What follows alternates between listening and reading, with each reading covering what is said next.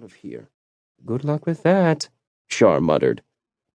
Indris surveyed the many-colored banners of the 6 great houses and the 100 families arrayed against them, hanging limp and listless in the thick air.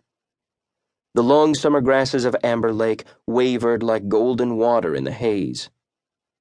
To the east, across the Anchorat River, the wetlands of the Romark shone like a blue mirror smeared green-gray with reeds and the patchwork reflection of clouds.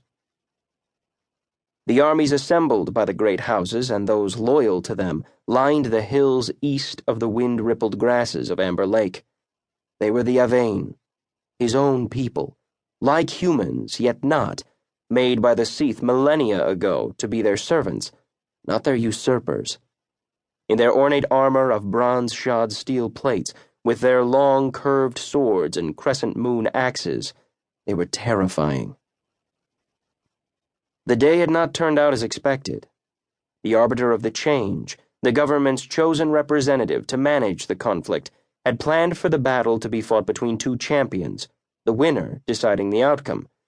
Indris had volunteered to fight for Faradin, confident he could defeat, without killing, whatever champion was sent against him.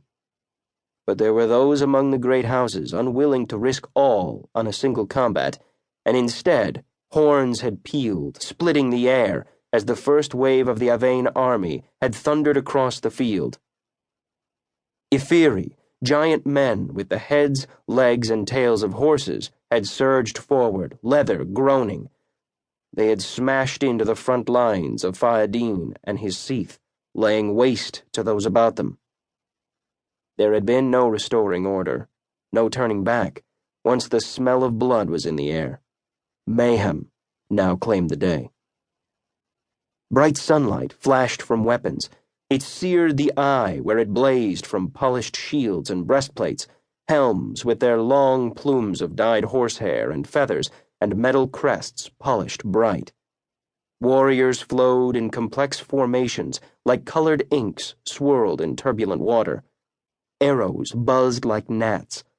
The melee had one mighty voice, a rumble like the basso of thunder, which echoed, rolled, boomed without ever dying, in counterpoint to the shrieks of metal, the screams of pain, the war songs. Indris inhaled the acrid perfume of heated metal, of sweat, the sweetness of crushed grass, the ammonia smell of urine, the copper tang of blood. Outnumbered as they were, the Seath Indris commanded defied the might of their enemy. He knew it would not last. No doubt the Seath knew it also, yet pride was ever the enemy of common sense. Their jewel-toned eyes and porcelain skin shone with the radiance of their fury. Beautiful, ageless, and all but deathless, they wore drake-glass armor that shone with bright gem colors. Their weapons and shields chimed. Seath war troopers, artists, dancers, musicians, acrobats, and actors, as much as they were killers, wove their way in formations only they seemed to understand. They vanished from sight only to appear improbably far away, to kill, to vanish again. A Seath trooper leaped, almost as if she could fly, to land amid enemy soldiers, whom she cut down with a dark laugh. The Seath's drake-glass helms shifted form from leering skulls to maniacal laughing faces to the sorrowful visages of beautiful maids, cheeks bright with diamond tears. Wyvern riders swooped to strafe combatants with arrow fire.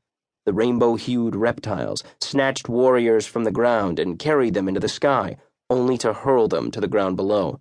When a wyvern was shot from the air, it plowed great furrows through the ranks of soldiers as it died, poisoned stinger flailing. Seeing their chance for glory, the warrior poets from both armies sought each other out. Challenges to single combat rang clear, for such was the old way of the militant elite. Small circles or squares opened in the greater battle as the flamboyant warrior poets met, fought, died.